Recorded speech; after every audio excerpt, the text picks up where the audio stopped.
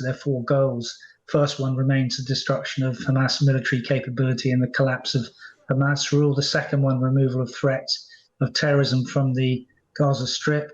The third one, which is still ongoing, of course, is the maximum efforts to resolve the hostage crisis. And by doing those first three, you get to the fourth, which is the protection of the borders and Israeli citizens. But the key question is, why have Israel not gone in?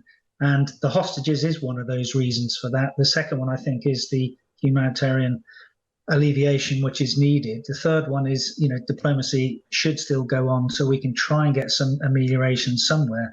And fourthly, it may not be that we have a ground offensive in the way people think. International Committee of the Red Cross has confirmed that 2 hostages taken captive from Israel by Hamas have been released tonight.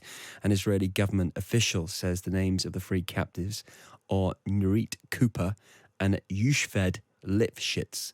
It brings the total number of hostages released by Hamas to 4. 2 American Israelis, mother and daughter, Judith and Natalie Ranan, were released from captivity on Friday. The daughter of Yushved Lifshitz is called Sharon, and she was on Times Radio Breakfast this morning talking about the fragility of her parents. We need them to, there's a humanitarian corridor, which is very small going into Gaza, but we have not had any medical corridor going into our hostages. We have no knowledge of them. I do not understand why the 2 were not interlinked, why we were not allowed to at least know these people are alive or being taken care of. My father had a high blood pressure the night before. He was very unwell. Can I please know if a doctor saw him? Well, let's talk about this breaking story tonight and what the knock-on effects of it will be. Major General Chip Chapman is the former head of counterterrorism at the Ministry of Defence and joins us now. Chip, good evening. Good evening, Rick. Let's just talk about what's happened in the last couple of hours, Chip, if we can. With the release of 2 more hostages from Hamas, what does this say about the terrorist group? What are they trying to achieve here? Because from what I understand, they didn't ask for anything in return. Well, the first thing is they're partly trying to win the masterful exploitation of the information environment.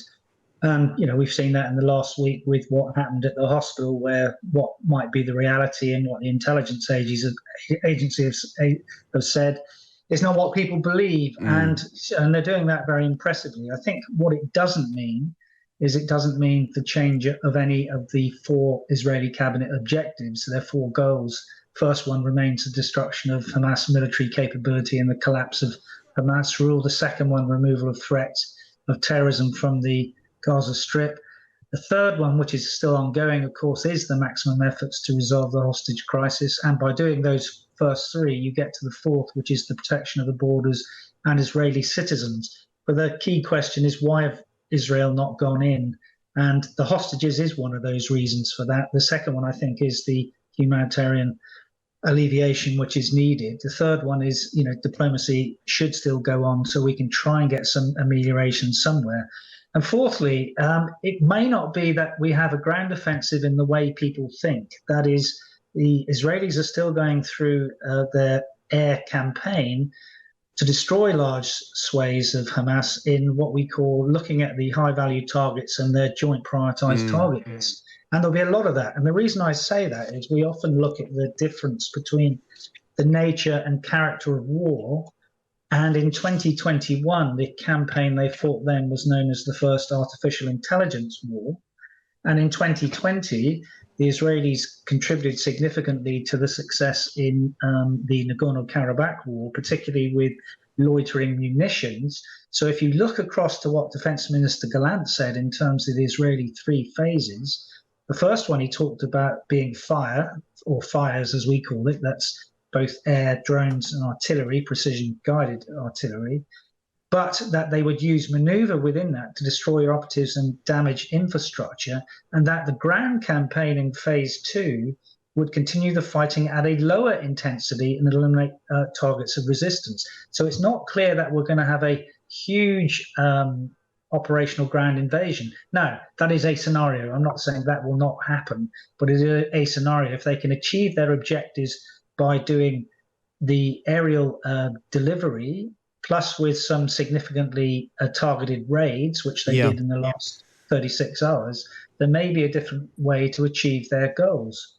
What damage do we know has been done to those tunnels in Gaza where so many of the rockets are made and so many of those Hamas fighters and militants are actually store their weaponry?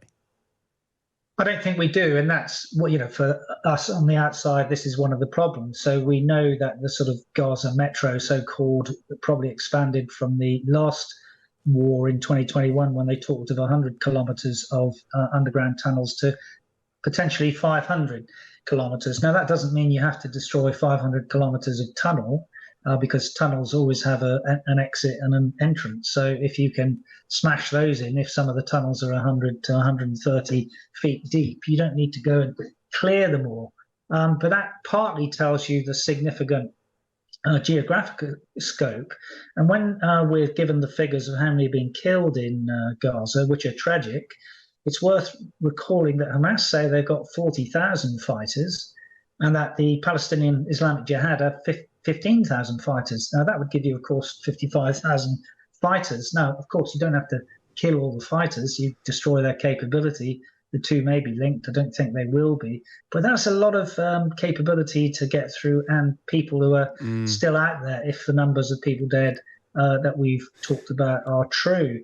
So it's really achieving the operational objectives. That's why they don't look at this in terms of, is it going to happen, a ground invasion today or tomorrow? So those linked four objectives all come together partially in the timing. Chip, what about Hamas's ability to get weapons into Gaza? Have they still the ability to do it?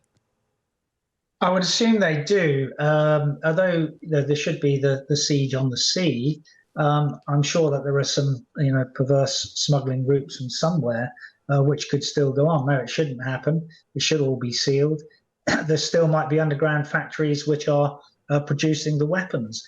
And this also causes a problem about what is non-combatant immunity in the Gaza Strip. If people are producing the weapons for the fighters to fight with, they, in terms of just war, don't have combatant immunity. And that is also one of the difficulties for the Israelis, because a lot of this is about capturing the perceptions of foreign audiences, replacing sort of seizing terrain as the new high ground. And we've seen that, and we'll continue to see that in the sort of battle for the narrative in the next 1 week, 2 weeks.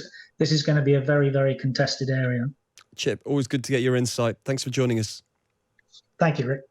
Major General Chip Chapman, the former head of counterterrorism at the Ministry of Defence and former British military advisor to the US Central Command, talking about how this ground invasion could look very different. Of course, when you see images from northern Gaza, so much of the infrastructure has been ripped out. And many people now, though, refugees and people moving around in Gaza are actually, it seems, heading back to northern Gaza because of the situation in southern Gaza, where shortages of food, water, and, of course, power have been widely discussed.